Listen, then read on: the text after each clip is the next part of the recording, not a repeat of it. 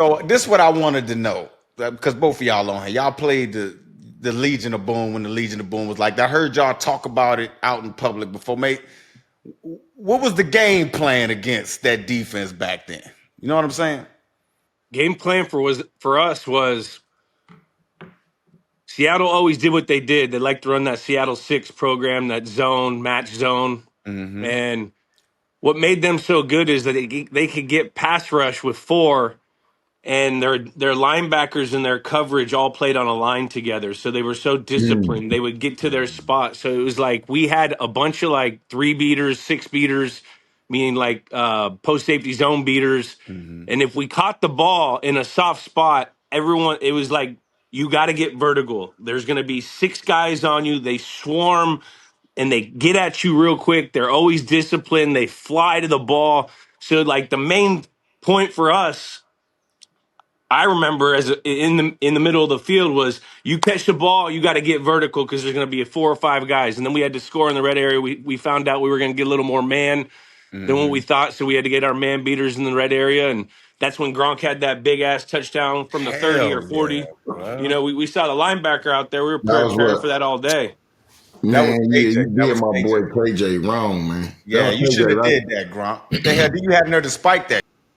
Come on, bro. Yeah, I did have the nerve to spike it, but he was on me, man. And right when I caught that ball, I caught it up high, and he came swatting for that thing right away. And I knew that, so I squeezed that ball. I saw that windup for him to knock it out of my hands. I squeezed that ball as hard as I possibly could, and then I brought it in. If I didn't squeeze it like that, he had a chance of Man, you knocking it out. squeeze that like some titties. Yeah. God, that, that was a titty, that my is boy. that is basically what I did, and that's I ain't why I even held know on that so titty. tightly. That is why I didn't let go of that ball, because that's what I was God thinking. damn it, like a titty. I don't know how to follow that one up. Okay. And that's all. And that's why we beat the Seattle Seahawks in the Super Bowl, because that's what I was thinking of. Freaking hold that ball like some bad titties. See, we had our That was the game priorities plan. wrong.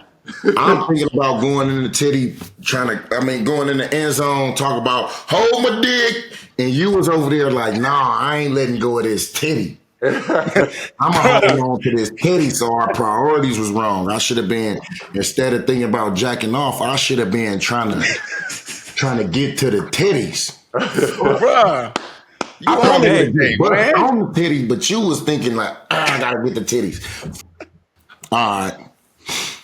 Damn, after all this long, I find out what my Exactly. problem Right was. on the money.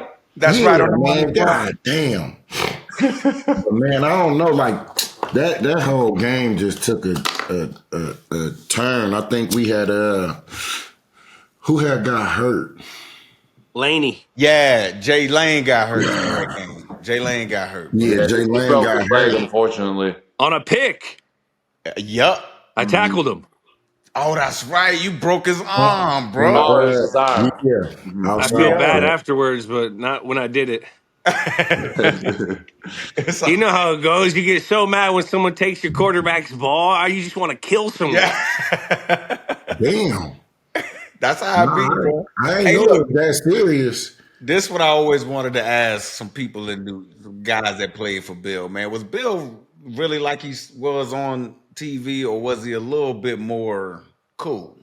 You know what I'm saying? Because I wouldn't have expect Gronk and Bill to be kind of in the same organization. You know what I'm saying? But it worked. You know what I'm saying? It definitely did work, man. And Bill was kind of like what you did see on TV and the press conferences and everything. But he was more tight-lipped on the TV. You know, he's more tight-lipped than, what he was in a team meeting. He would Mhm. talk more football, more game plan, more of what we're going to do going into that Sunday. But he was still, very, I would say, very oriented in being on the stricter side and more organized as well, which was great. And that's why it worked, man, because he made you get your work done. He made you do your job. He made you go out there every single practice and do what you had to do in order to gain the trust with your teammates and the coaches so you can go out and perform on Sunday. And Coach Belichick, to tell you the truth, he didn't give a what you're doing outside of the football field, as long as you showed up every damn practice and Mhm. balled out in that practice and was balling out in games, he didn't care if you went out every single night. But this moment you would, you would start slacking and you were going out and Mhm. stuff, he would let it know, hey man, like maybe you should chill out, man. Maybe you should chill out on going out. Maybe you should chill out, after the game and get some more treatment. So you just had to ball out, and that's why Yeah. it worked with him and I, because I was balling out, baby. So he just let me be myself, which was great. Yeah, it was definitely a place, especially earlier in your career, where when Bill entered the room, everyone's shoulders got back. Mhm. You were on alert because he could test you at all times. Everything was being evaluated at all times. And it created a crazy, like, yeah, kind of a high stress environment, but it sifted out people that couldn't handle it. Mm. So if you couldn't handle it, you weren't even going to get on the field. So it prepared us, like, even in meetings for crazy situations where there's these high stress situations. We've already seen them and we're feeling this every second we're in the building. Mm. Like when we get out there and we execute it, it's easy. And Mhm. Bill would definitely crack jokes.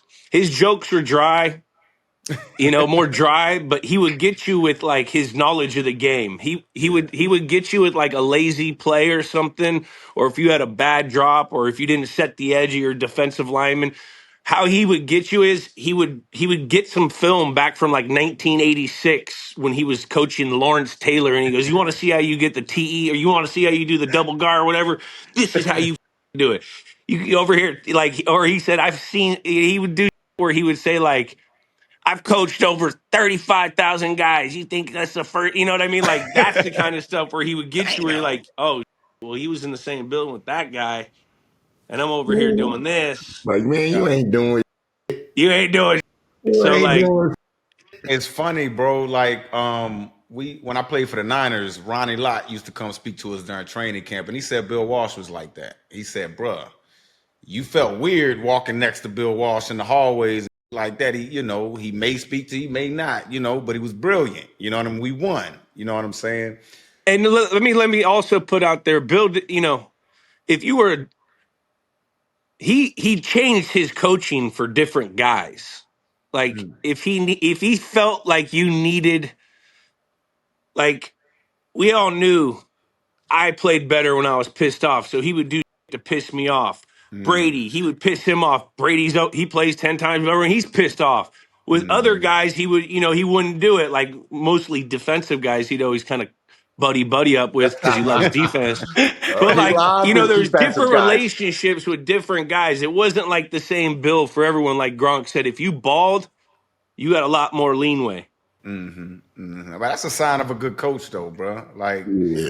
how about this? Like, when y'all see him in media now, to me, he looks like he don't want to be there. I think when he's talking football, he lights up.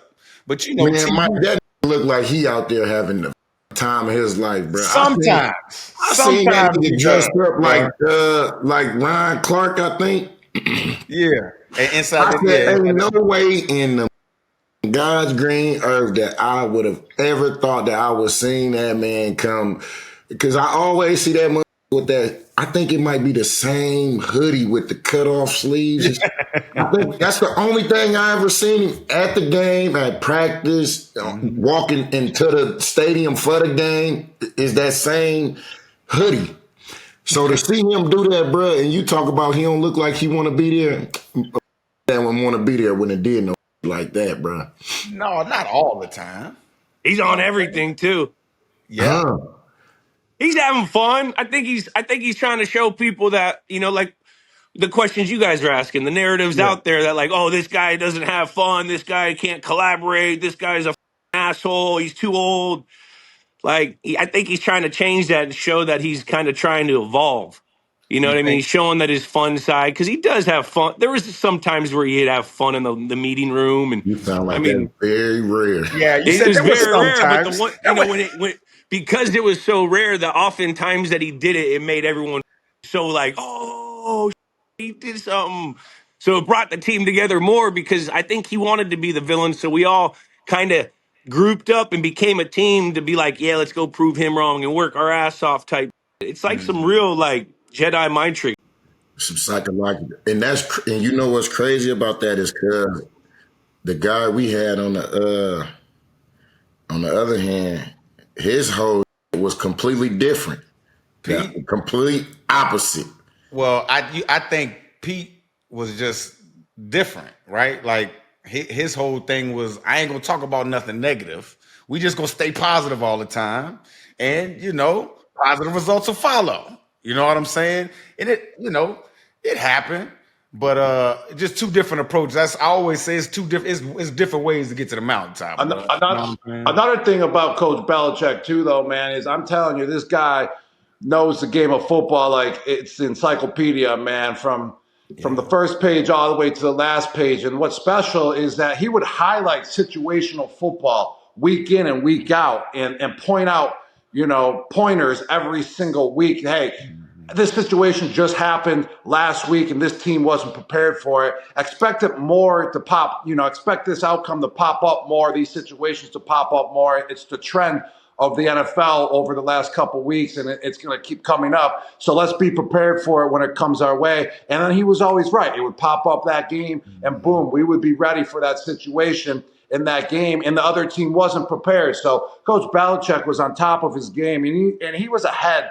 like a couple steps of every other coach out there as well, of what was going to go down, what the rule changes were in the rule book. And he just understood the game completely inside and out. And that's what made him so special. And he would share that information with all his players as well and coaches. And that's what, got us prepared week in and week out. And we never not felt prepared going into a game because of Coach. That's an advantage, 100%. bro. And That's an also advantage. like situations, like not just situational football, but if you saw like in college or there was an Alabama Auburn game, and then there was another game in earlier in the week, and there was like two fumbles where guys were trying to put the ball over the pylon. He would go and collect all the plays of a guy trying to put the ball over the pylon where it becomes a touchback, and he say, fellas, there's only two situations we could do this on: a 2-point conversion or a fourth down. Do not do it, because like the one time that you do it, that's a touchback, that's points. He would always just emphasize the little things on how we would not beat ourselves, because most games in the National Football League are lost, not won. You know what I mean? So it's the team that makes the least amount of mistakes. There's going to be teams that, everyone's going to make plays, but it's the team that makes the least amount of mistakes is usually the team that wins. That's what we're seeing right Hey, now with with that the with that Chiefs. comment, with that comment you just made, you could tell you've been taught some football the right way. And A lot of and motherfuckers ain't gonna look at the game and think it like that. They gonna, oh yeah, I was doing, I me, yeah, we, I. Just do it a normal No, way. Marshawn. it's what everybody didn't do. Man, I know I'm gonna get got, but I'm gonna get mine more than I get got, though. 2-4 for the one time. I'ma get got, but I bet I get mine. 2-4 to 2-6, and if I get got, then you know what I'ma get.